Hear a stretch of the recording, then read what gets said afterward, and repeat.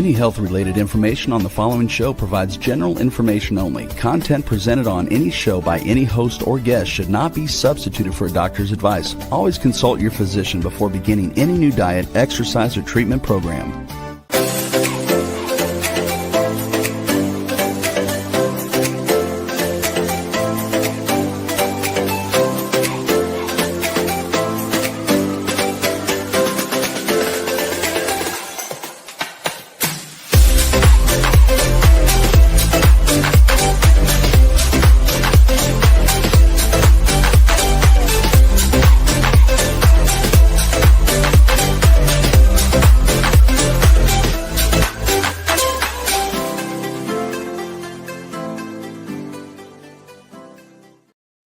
Hello, everyone, and welcome to the Inspired and Empowered Living TV show and podcast for a thriving life and business. And we are live on Thursdays at 5 p.m. Eastern on talk4tv.com, w4wn.com, and my YouTube channel.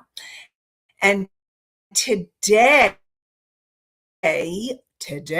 we're talking about resilience, developing the resilience that you need during any time. So it's really helping you to create that resilience no matter what is happening in your life, and especially during these uncertain times. So I'm your host, Nancy Deutsch, licensed clinical social worker, certified hypnotherapist, and intuitive business expert. I combine my counseling, coaching, and intuitive abilities to transform your life and your business. This show is not a replacement for therapy or counseling. It is for educational purposes only. So let's talk about let's go over what we've been doing over these last few weeks. So during the Reset, Refocus, and Thrive series, we started with resetting, letting go of what's holding you back, refocusing, getting clear on what really matters, confidence, building the confidence from the inside out. And today, resilience, developing the resilience during uncertain times and every time. So confidence says, I believe I can do this. Resilience says that even if it doesn't go the way that I planned, I trust myself to handle it. Confidence and resilience are really connected, but they are different. And life is unpredictable. And so no matter how much you plan, no matter how much you work on trying to control your experiences, you're going to have change. You're going to have uncertainty. You're going to have disappointments, rejection, loss, mistakes, and unexpected circumstances. And so resilience isn't about avoiding those experiences. So really what it means to be resilient, it's not about avoiding those experiences. It's about developing those internal resources, what you need inside of you, new coping skills that will help you so that you can navigate them and move through it to feel even more confident and have more self-trust. That's really what we're talking about here. And resilience, it doesn't mean that you're never afraid. And it doesn't mean that you're never upset. It doesn't mean that you're not going to ever experience disappointment and that you always have to stay positive. Because the truth of the matter is we're human. And you're going to have you're going to have experiences that you're going to need to deal with as a human being, that every person has to experience about on life on planet Earth. And and so resilience really is about being able to experience difficult emotions, being able to move through those emotions, and being able to feel them so that you can heal. And what I want to remind you, it doesn't mean suppressing, but feeling them and learning how to move through feelings. And when you do, what ends up happening is you develop more and more confidence in yourself that you can move through feelings, you can move through experiences, and that you can handle life's uncertainty, life's challenges, no matter what is happening for you and around you. That's resilience. And I really want to just, Anastasia at the end of last show, she said, hard to recognize things at the time they're going on. There are no timeouts. And really the truth is there are no timeouts in life. Nope, no timeouts. And yeah, sometimes it's going to be hard to recognize. Are you dealing with things the way you need to? Are you being able to be resilient and move through the challenges? And what I really want to remind you all is that this is a journey. It's a journey through, not a journey around, not a journey avoiding, but a journey through every step, one moment at a time. And that's what I want to remind you of. It's navigating that uncertainty. And so, what I want to invite you to look at is when life doesn't go according to your plan, how do you typically respond? So, when life doesn't go according to your plan, how do you typically respond? And so, let's talk about why resilience matters now more than ever. So, let's face it, we are in challenging, uncertain, and experiencing tremendous change on many levels. And there may be uncertainty that you're dealing with in your career or in your business, or could be in your finances, or maybe it's your relationships. Maybe technology is interfering in your business, or maybe it's helping you. But whatever it is, it could be navigating those changes, and uncertainty in your community, uncertainty in our world. There is a lot of uncertainty and upheaval and change going on. We're all facing it. And one of the things that I really want you to know is you're not alone. You are not alone, even though it may feel like you're alone. Each one of us is working on dealing with our changes, on uncertainty, are being able to move through things. And that's your resilience. And I really want to acknowledge you for listening in or tuning in or watching, for being here, because then you're saying, I want to do something. I want support. I want help. And that's why we're here. We're here to help you and support you. And so what I want you to know is your mind wants that certainty. It's understandable, okay? And you want the answers, but you want to know what's going to happen. How many of you think, oh, if I really know what's going to happen, then I'll be fine, or everything will be okay, or I'll be able to handle it. But what if you don't know? So What if you don't know? And then you may be thinking, am I making the right decision? Is this going to work? Will everything be okay? And you may have a desire for control. And I really want you to know that it's very human to have the desire for control, especially when things feel out of control. And so for you, it's, if you're over planning or you're overthinking or you're trying to figure out every possible outcome or everything to make sure that it's going to be okay, or maybe you're trying to make sure that nothing goes wrong. Like if you're having an event, a party or a business event or something in your life, and you're like, I got to plan everything. I got to plan every little detail. And then something happens and it surprises you. Being able to recover, being able to deal with it, being able to move through it is all part of the resilience.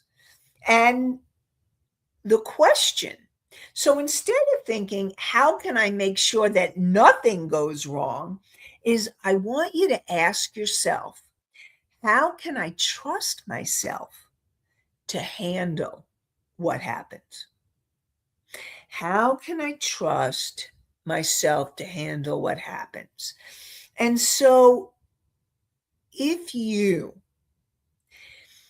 are thinking, I need to make sure that everything has to be okay, what I want to support you in thinking and feeling that you can be okay, even when everything around you may be changing or different or isn't exactly the way you want it to be.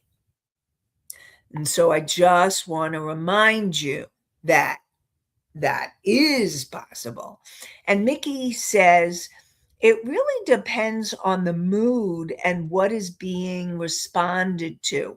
Yes, your mood is going to change and how you respond to things is going to change. And all of that is part of how you handle things.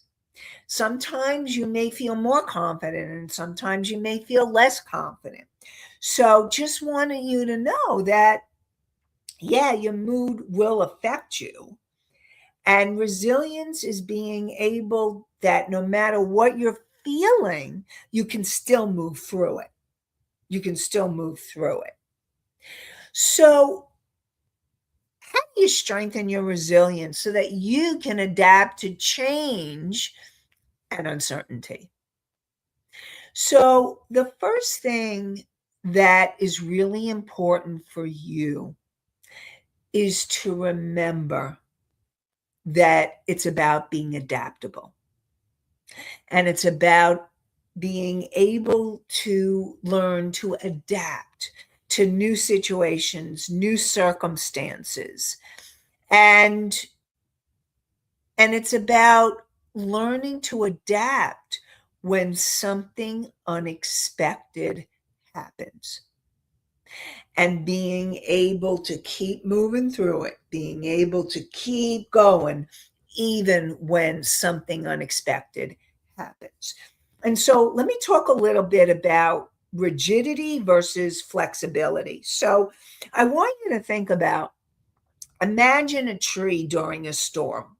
And if a tree is dead or dying, it may become more brittle, like the water it's just not flexible. And so it becomes more rigid. So in a storm, boom, the tree falls or branches break. And whereas a flexible tree, where a tree that's still very alive and vital, is flexible and it's moving through the winds. And in this case, What I want you to imagine is you're moving through the winds of change. You're allowing yourself to move through those winds of change. And what happens is emotional resilience is like that. And it's about being able to be flexible, to move through your emotions, no matter what's happening around you. So you may be thinking, your first thought is, but that wasn't supposed to happen.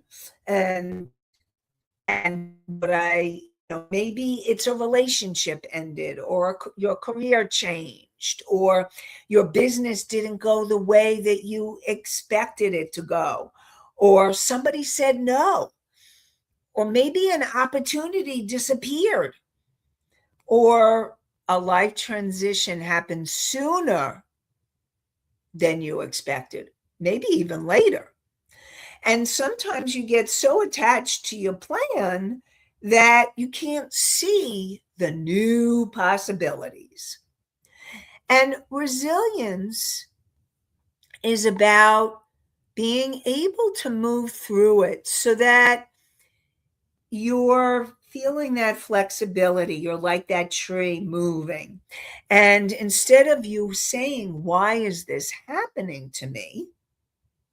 You want to ask yourself some questions. Like, first question, what do I need right now? What do I need to feel right now? And then you may want to look at, what can you control? What can you control about what's going on in your world or your environment right now? And start looking at now, and I don't mean controlling everything, because you can't. Okay, you're not going to be able to control everything, but there's certain things that you can. Like, for example, what you can control is how you respond, what you choose, your choices. That is what you can control. And then I invite you to look at, what can I learn from this? What can I learn from this experience, this event, this circumstance, this challenge, this problem, whatever you want to call it? What can I learn from this? Because every experience you're having is a learning opportunity for you to learn new things about yourself, about your life, about how you can handle or overcome adversity. And then you can ask yourself, what options do I have? Like, what are my choices? What possibilities do I have? And then, what would be my next step? What would be my next step?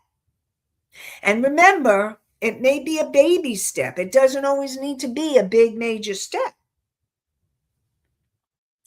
So you want to focus on what you can control.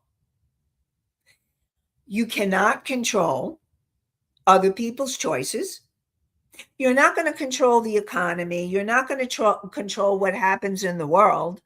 You're not going to be able to control what happened yesterday, or whether someone approves of you or likes you, and whether you succeed and all the efforts that you've made succeed or not. You're not going to be able to control that. However,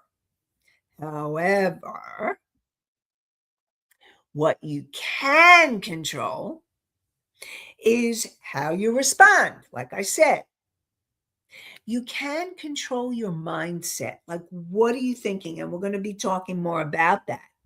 You can control your boundaries, like making those clear boundaries. Like I said, you can control your choices. You can control where you're putting your attention.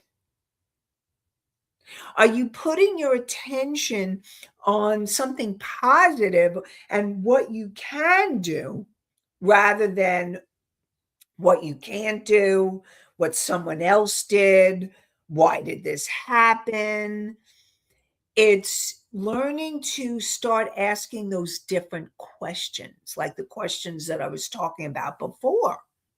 And then you can also ask yourself, is this something, do I need to ask for help? Do I need to get support? And what do I need to do next? So, those are the things that are really important for you to be able to feel more in control of your environment. Like I said, you're not going to be able to control a lot of the other things in your environment, but you can learn to control yourself, your emotions, your responses, your choices, and boundaries, etc.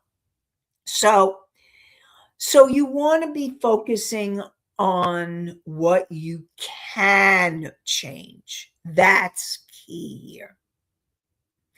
And then what you also want to start making sure that you're doing is managing your thoughts. Again, this is all about what you can control, is managing your thoughts so challenges don't determine your direction. Managing your thoughts so challenges don't determine your direction. And so every thing that happens, there's the event that happens, and then it's how you react or the meaning you give to the event itself. And those are different. They're different things. So, for example, you don't get the job or you didn't get the client that you really wanted. Or your mind says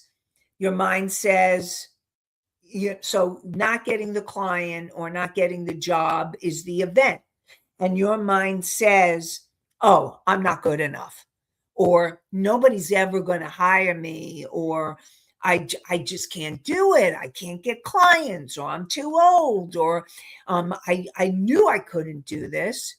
Those are all the things that you're creating, all those negative thoughts really in your head that are creating meaning, but they're not really true. They're not really true. You're making them feel like they're true, but they're really not. They're old subconscious patterns, limiting beliefs, limiting emotions that would stop you from allowing yourself to take your power back. Or another example of what happens is, so you sent out an email about a potential prospect, or you sent out an email expressing something. And I always say, I want you to know that I really support all of you in not expressing emotions, or if you need to deal with a person and communicate clearly and in a healthy way, you do not want to do that in an email unless it's someone that you really don't want to be in connection with anymore. Because a lot of times emails can get people can misinterpret them. But if you sent out an email, a potential job or a potential business prospect or potential client, or something that you were really hoping that would happen, and then they didn't respond. And your interpretation could be, oh, they're not interested. Something's wrong with me. I did something wrong. They don't like me. And that's all the limiting beliefs and emotions in your mind. And so what I want to remind you is that none of that is really true. You're making meaning out of something, and you're usually And the next thing I'm going to talk about is the catastrophizing. So a lot of times what I find with my clients, I find this in a lot of people, is that something happens, or even if you're not sure what's going to happen, you go down to the what ifs. What if? And you start catastrophizing the worst possible case scenario. And what if it all goes wrong? What if it all happens and it all falls apart? And resilience is learning to interrupt the patterns, the thoughts, the negative beliefs, the negative responses, so that you can then start to handle those things in a different way. So I want to teach you the pause. The pause. And the pause is, instead of reacting, first thing, take a breath. You know, I'm always talking about breathing, and ask yourself, what actually happened? I mean, like really looking at what actually happened, and really looking at, am I assuming something? Because very often you started making assumptions that are not even real. You have no idea why that person didn't answer your email. You have no idea why something happened that didn't happen, really, unless you ask the person, or unless you get feedback or the truth by asking questions. And then you need to ask yourself, what do I really know to be true? And is there another possible explanation? Is there another possible explanation? And what would be a more helpful way to look at this?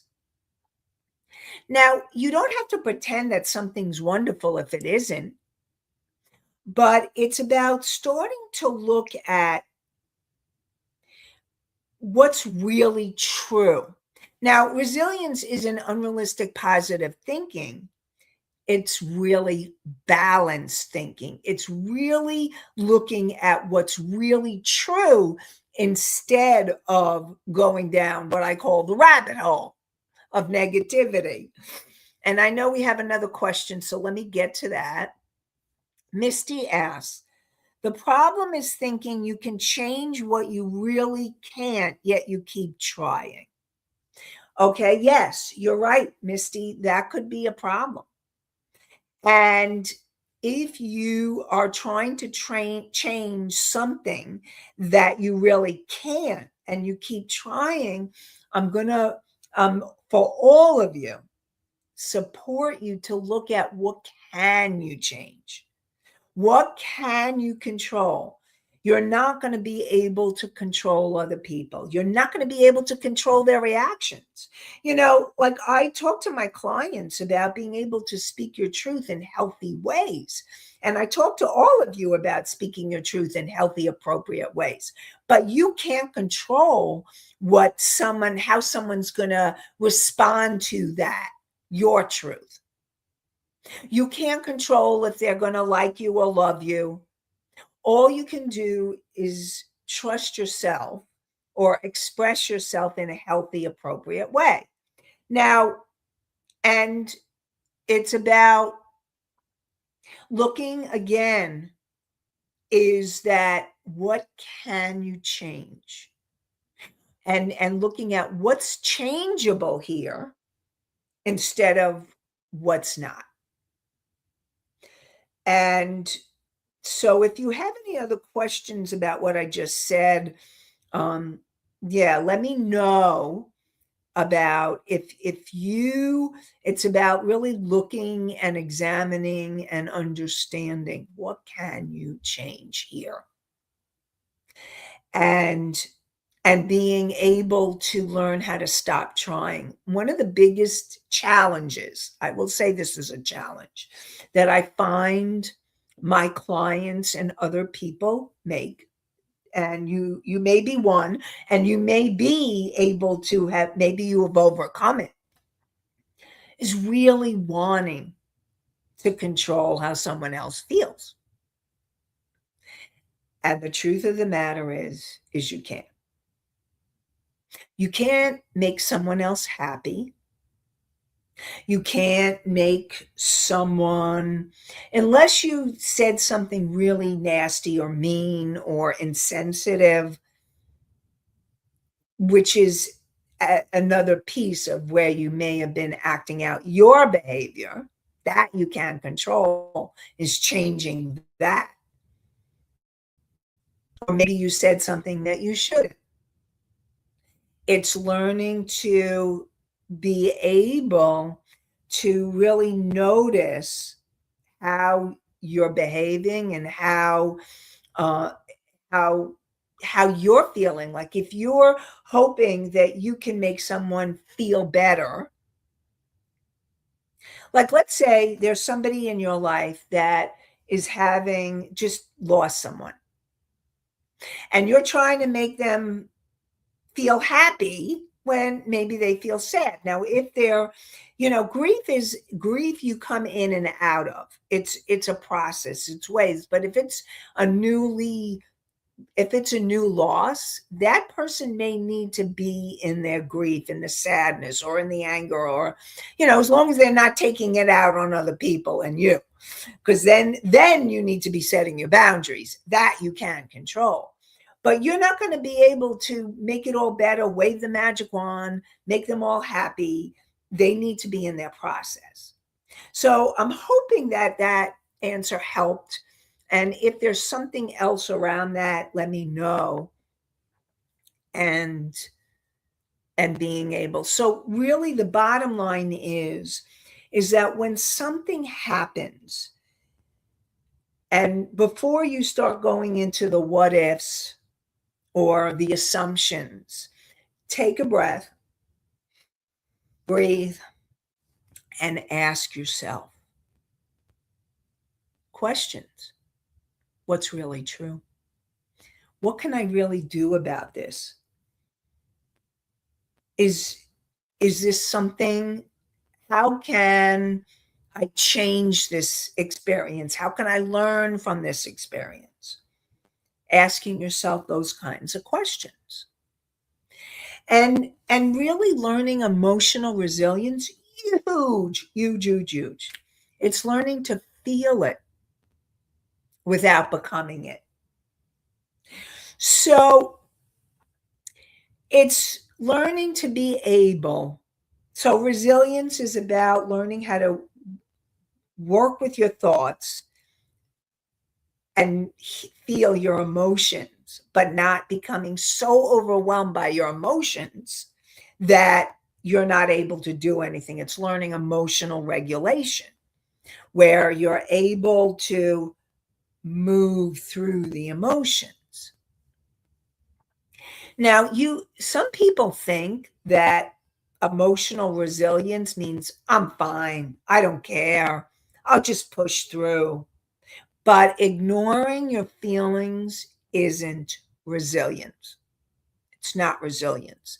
In fact, what happens is moving through the feelings leads to more self-trust, more self-confidence, and more resilience.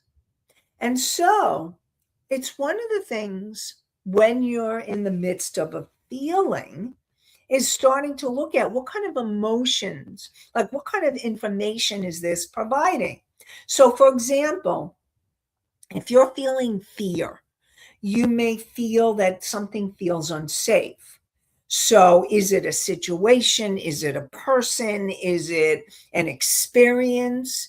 Now, just because you feel fearful doesn't mean that you don't take action, but it's noticing or experiencing or moving through the feeling. Or maybe it's anger. And your anger, when you feel angry, it means maybe a boundary has been crossed, or maybe you didn't set a limit, like saying no when you needed to say no. And then you feel invaded or violated or hurt or whatever. So anger is there to tell you something too. This is really important information, is tuning into what your feelings are telling you. Sadness may tell you that something really mattered to you so deeply that when you don't have it, when there's a loss, you feel really sad. And that's appropriate.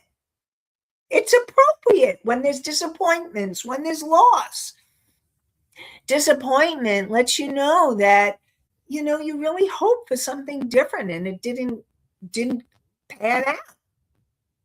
And it's not about not feeling, it's about moving through them.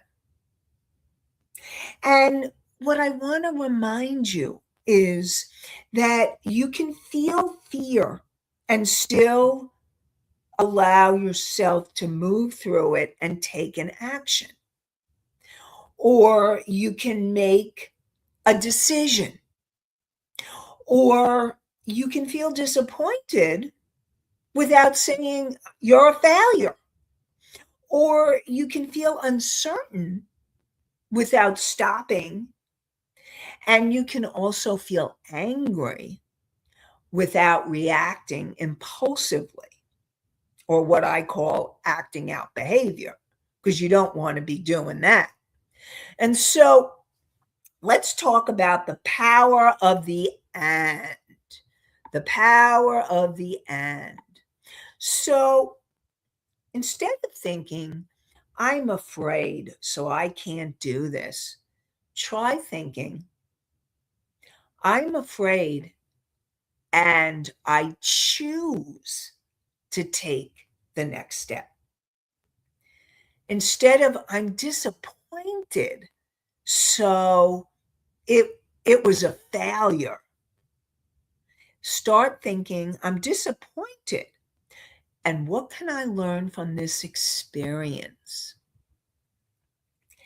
And instead of thinking, I don't know what's going to happen, you can think, even though I don't know what's going to happen, I choose to trust myself enough to know that I can handle it and handle whatever comes my way.